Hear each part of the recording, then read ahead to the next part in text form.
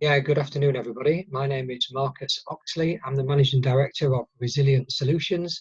I'm a disaster management practitioner, and this is the second of a series of learning labs where I'm going to show how disaster risk management principles can be applied to respond and recover to the COVID pandemic. So let me quickly share a screen with you. Okay. I'm going to call this particular learning lab how to lift the national lockdown. I'm currently based in London. I'm under lockdown conditions in London, and so let me start by quickly setting the scene.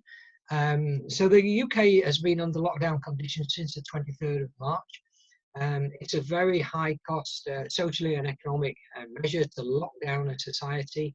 And as we approach the end of April, one of the science advisors to the government, Chris Whitty, said that the lockdown measures have actually suppressed the infection curve, and we now have reproduction numbers below 1. The challenge, of course, is that there is no immediate vaccine, there's no cure, and the overall immunity within the general population is still very, very low, particularly outside London, which is a little bit ahead of the curve with regards to the rest of the country.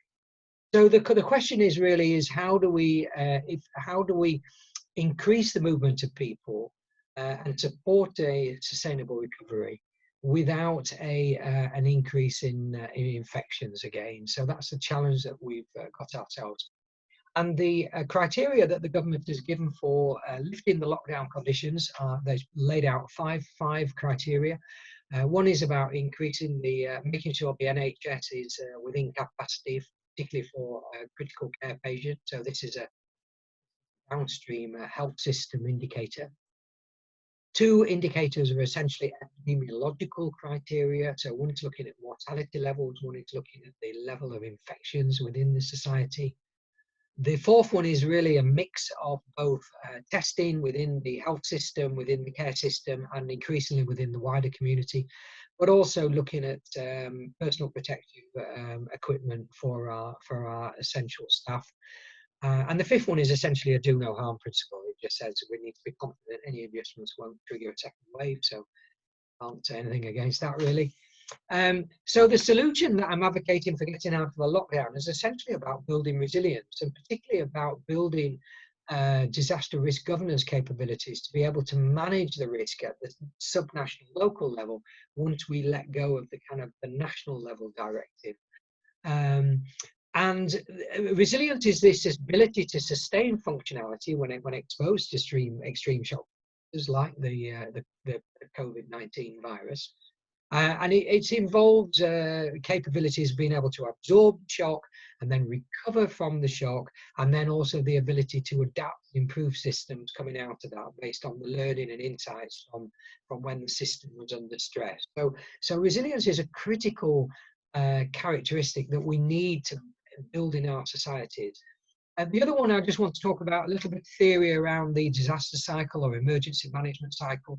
So this basically is how we tend to see disasters, and we also tend to separate these different functions, which is a mistake, and particularly in the response side. So whilst we readily say that to improve response we need to be better prepared, and I think most people will go along with that, I think what's less understood is that the way we design our response can have a direct impact on the effectiveness of the recovery.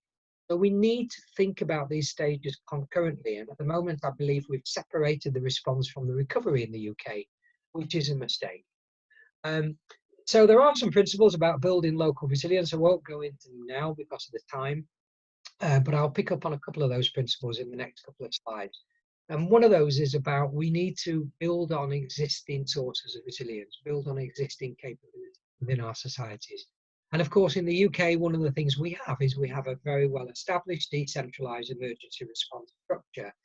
And that goes right the way down from the apex at the cabinet level, right the way down through our county level and down to our municipality, city, district levels.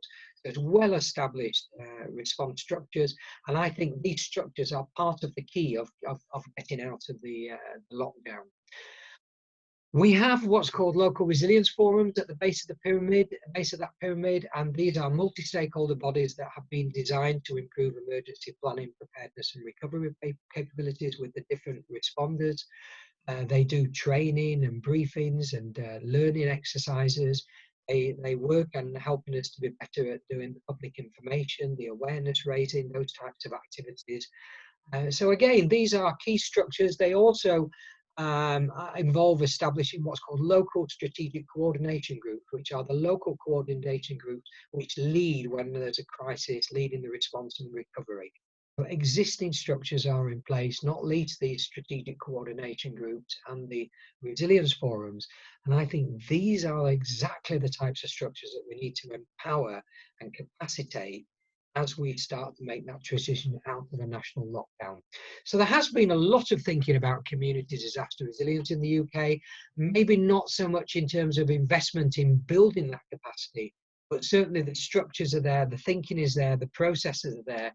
We just need to now empower and capacitate them.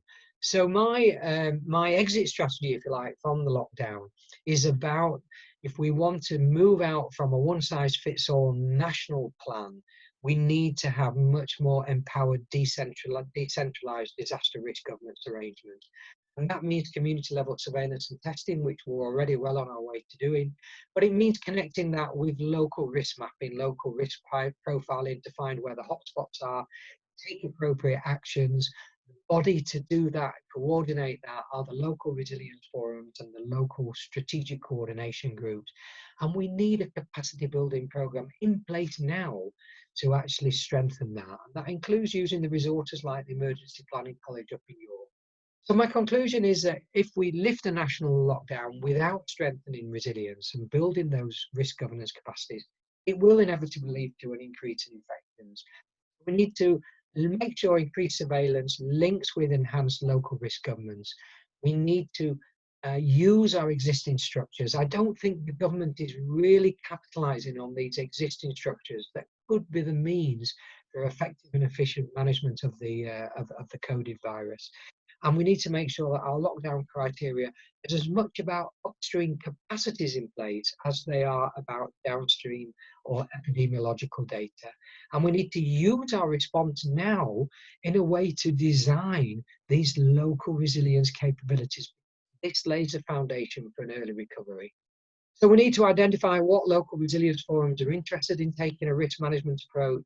We need to understand how we can get them up to speed very quickly, make sure they have the necessary processes and protocols in place. We need to test that on the ground with a view to scaling out.